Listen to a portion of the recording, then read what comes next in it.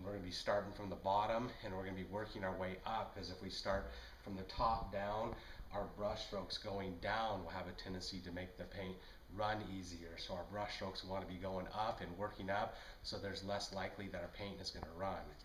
And I've got a 2-gallon bucket that I can set my quart in. That way I don't drip or actually drop that quart and spill it on the carpet. So I'll be working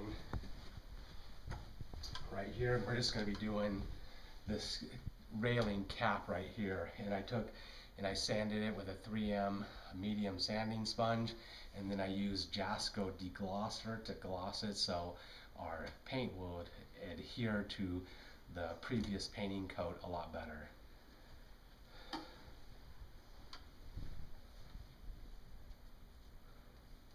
So I'm going to be just putting on the paint quickly, and you got to work fast because the paint dries quickly and begins to coagulate, and if you don't work quickly, it'll leave brush strokes really bad. The paint will coagulate and dry too quickly.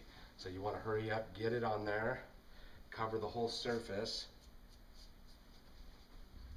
I'm going to cover this whole surface really quick with enough paint too, and then I'm going to lay out my paint, the brush strokes, in all one direction. And I worked quick enough.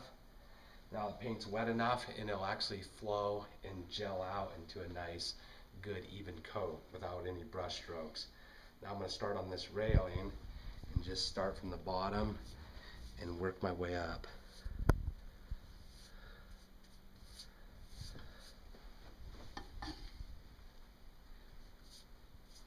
So I'm putting the paint on first, and then I'll begin to lay it out after I get it on.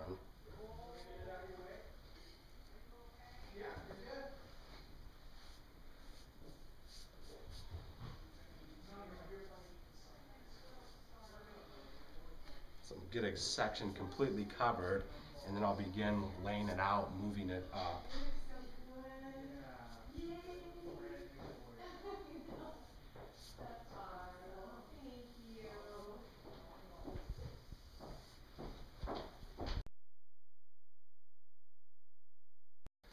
Just continue brushing up this thing. I've got done working my way all the way to the top, and then I'm going to now go back down and start looking at it and keep and watch it for runs, because I have a tendency to run really easily, and because of the angle and the steepness of it. And so I'll just watch it, and if any spots begin to run, I'll begin to lightly brush them out.